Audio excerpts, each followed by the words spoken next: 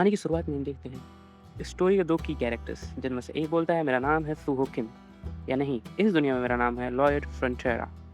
और ये कहानी है कैसे एक सिविल इंजीनियर स्टूडेंट ने पूरी दुनिया उलट पुलट करके रख दी। थोड़ी देर बाद लॉयड बोलता है हे जेवियर, जिससे हमें पता चलता है कि ये दूसरे कैरेक्टर का नाम है तो जेवियर। लॉयड बोलता है that this is all money, यानी पैसा ही पैसा। जेवियर बोलता है सर पागल पागल हो गए हो क्या। उसके बाद कहानी शुरू होती है कुछ साल पहले, यानी अभी हमने जो देखा वो फ्यूचर की झलक थी। एक पॉपअप शो होता है जिसमें लिखा रहता है कि तुम्हें चुना गया है किसी एब्सोल्यूट के द्वारा और अब तुम कैरेक्टर हो night of blood and iron के। तो लॉयड सोचता है night of blood and iron, ये तो वो बुक है जो मैं कल रात को पढ़ रहा था। लॉयड सोचता है एक विश, ये क्या, मैं तो नशे वशे में तो नहीं हूँ, ये सब मैं क्या देख रहा हूँ। उसे ख्याल आता है कि कहीं ये उन वेब नॉवेल्स की तरह तो नहीं है जिसमें मैं किसी दूसरे वर्ल्ड में किसी कैरेक्टर को पोजेस कर सकता हूँ या कर लिया हूँ। क्या मैं दूसरी दुनिया में हूँ?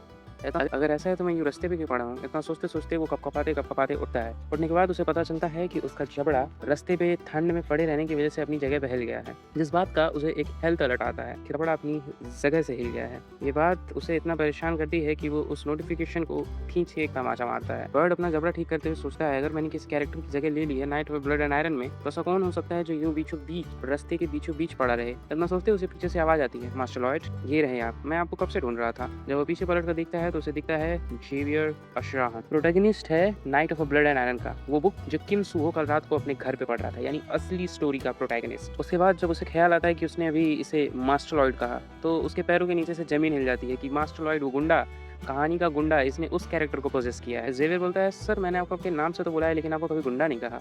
खैर कोई बात नहीं, आपने अपने आपको पहचान तो लिया, दे रहा है दुरुस्त है। इतना कहते ही जेवियर के चेहरे पे एक बड़ी अच्छी सी खुशी दिखती है, जिस बात को सिस्टम लॉर्ड को बताता है। लॉर्ड बोलता है वो तो मैं देख ही सकता हूँ। उसके बाद वो दोनों महल की तरफ आते हैं। जेवियर पूछता है आपको कोई अंदाजा नहीं आप वहाँ पहुंचे कैसे। जितना मुझे याद है आपने दोपहर में शराब पीना शुरू किया, नशे में आ गए और पब में तोड़ फाड़ करके महल की तरफ निकल गए थे। लॉर्डशिप को आपकी चिंता हो रही थी तो उन्होंने मुझे भेजा। माना कि आप ही क्यों आवारा गुंडे हो, बट हो तो आप उनके बेटे।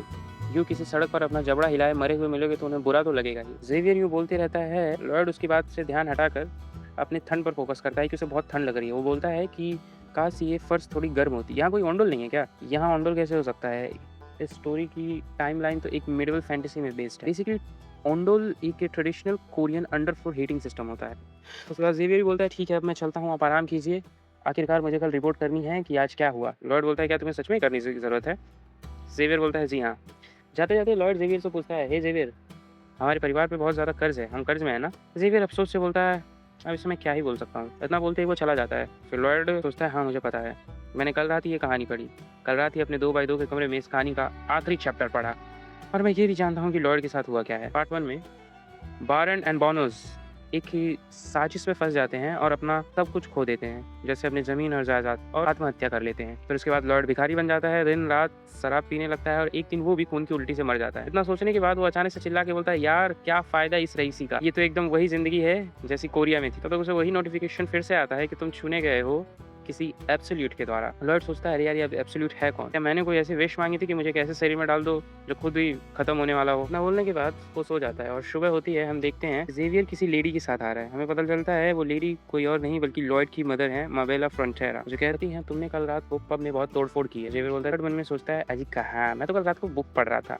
माबेला उनसे बोलती है कि मैं तुमसे विनती करती हूँ लॉयड, कम से कम इस बार पब में जाओ और उनसे माफी मांगो। लॉर्ड मन में सोचता है लगता है इस शरीर ने जितनी भी गंदगी की है वो मुझे ही साफ करना पड़ेगा। लॉर्ड माबेला से बोलता है ठीक है मैं चला जाऊंगा। उसके इतना बोलते ही वो दोनों इस तरीके से शॉक हो जाते हैं जैसे उन्हें उम्मीद ही नहीं थी कि ये मानेगा। उसके बाद लॉर्ड जब शहर की ओर पहुंचता है तो जो लोग उसे देखते हैं वो अपना रास्ता बदल देते हैं। लोग यूं छिपने लगते हैं, अपने काम को छोड़ के यहाँ वहाँ भागने लगते हैं। यहाँ तक कि एक बच्चा जैसे ही लॉयड को देखता है वो डर के मारे छुप जाता है। सिस्टम उसे बताता है कि गांव वाले तुम्हें बिल्कुल पसंद नहीं करते। लॉयड बोलता है हाँ मुझे पता है, इतना तो मैं देख ही सकता हूँ। फिर लॉर्ड जेवियर से बोलता है हे जेवियर तुम मेरा पीछा क्यों कर रहे हो? जेवियर बोलता है लॉर्डशिप ने मुझे ऑर्डर किया है स्कॉट करने के लिए, ताकि जो कल हुआ है वो दोबारा ना हो सके। लॉर्ड बोलता है स्कॉट मुझे इससे? जेवियर बोलता है अफसोस के साथ मुझे ये कहना पड़ रहा है कि मैं यहाँ पे आपकी सुरक्षा के लिए नहीं बल्कि गांव वालों की सुरक्षा के लिए हूँ आपसे। लॉर्ड सोचता है यार मैं कोई गैंगस्टर हूँ क्या? ख्याल आता है कि सबसे पहले उसे इस घटिया इमेज जो बन रखी है उसकी, उससे छुटकारा पाना पड़ेगा ताकि जब वो भिखारी हो तो उसे खाना तो मिल सके। तो उसके मन में ख्याल आता है अगर मैं इस परिवार का कर्ज पहले ही मिटा दूं तो मैं अपनी ज़िंदगी इस कंट्री के बैरोन यानी राजगद्दी पे बैठ के आराम से बिता सकता हूँ एक बुढ़ापे तक। तो उसने बोलता है मेरे पास कोई चीट कोड या कोई स्किल नहीं है क्या? तो देखता है हाँ मेरे पास स्किल है। उसे अपने 2 स्किल्स के बारे में पता चलता है जिसमें से एक होता है ह्यूमन स्कम, एक ऐसी स्किल जो सामने वाले को चौंकाएगी और उसके भौंरे उठा देगी। और दूसरी स्किल है राउडी ड्रंकार्ड, ये स्किल उसे एकदम बेवकूफ़ बना देगी। ऐसे अजीबो-गरीब स्किल्स देखने के बाद वो परेशान हो जाता है। बोलता है मास्टर लॉयड आप जा कहाँ रहे हो? कब आ गया? कहीं आपने जो माफ़ी माँगने वाली बात बोली थी वो झूठ तो नहीं है?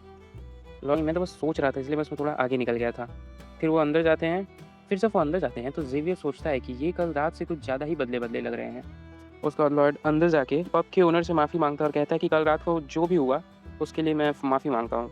लेकिन पब के ओनर को इस बात की बिल्कुल भी उम्मीद नहीं थी, इसलिए वो पूरी तरह से शॉक्ड हो गया था कि हैं ये क्या? उसके बाद वो ओनर लॉयड से बोलता है मास्टर लॉयड मैं आपसे विनती करता हूँ कि आप ऐसा कुछ मत कीजिए।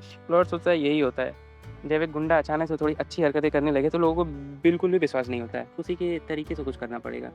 तो लॉयड थोड़ा-सा रूड होके बोलता है मुझे ज़रा माफ़ कर देना। क्या? अब मैं इससे ज़्यादा क्या करूँ? पब का ओनर बोलता है कोई बात नहीं आपको माफ़ी माँगने की ज़रूरत नहीं है। तो उसके बाद वो वहाँ से चले जाते हैं। लॉयड बोलता है कि अब मैंने माफ़ी माँग ली पर वो खुश तो नहीं दिख रहा। फिर बोलता है ये तो होना ही था।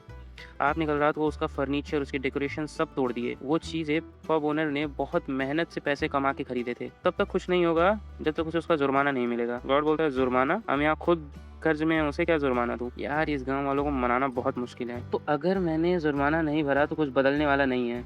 मतलब माफ़ी भी नहीं मिलेगी। लेकिन कैसे? तब तक ज़ेवियर बोलता है इतना ही नहीं, पब ओनर की माँ भी आजकल कुछ बीमार रहती है ठंड की वजह से। अगर इन दोनों को जोड़ लिया जाए तो इस बात की उम्मीद भी नहीं कर सकते कि उनका समय कितना बुरा चल रहा है। तो लॉर्ड को ख़्याल आता है कि जो पब था उसकी जो चिमनी थी वो कुछ ख़ास थी नहीं। एक चिमनी काफ़ी नहीं है पूरे पब को गर्म करने के लिए। और वैसे भी बूढ़े-बुजुर्ग लोग इस तरह की ठंड तो सह भी नहीं सकते ज़्यादा देर तक। अगर उनके पास ओंडोल फ्लोर्स हों तो तभी उसे अचानक से एक आइडिया आता है। अरे हाँ, ऐसा हो सकता है। उसके दिमाग में बत्तियां जलती हैं और एक कंस्ट्रक्शन का होलोग्राम क्रिएट हो जाता है और सोचता है कि यहाँ पे तो कोई ओंडोल फ्लोर्स हैं ही नहीं। अगर मैंने इस दुनिया में ओंडोल फ्लोर्स क्रिएट कर दिए तो वो पक्का बिकेंगी। माना वो गुंडा लॉयड ऐसी चीजें कभी सोच नहीं सकता, बना नहीं, बट रियल मी यानी जो असली किम सूहो है जो लॉयड के शरीर में है वो कर सकता है कि उसने सिविल इंजीनियरिंग में मेजर की है। इतना ही नहीं, आर्मी के टाइम पे वो एक मिलिट्री इंजीनियर था जिसने अकेले एक पूरा घर बना दिया था। उसने दिन रात करके कंस्ट्रक्शन में काम किए हैं। इन सब के एक्सपीरियंस से वो सोचता है कि हाँ, इससे मैं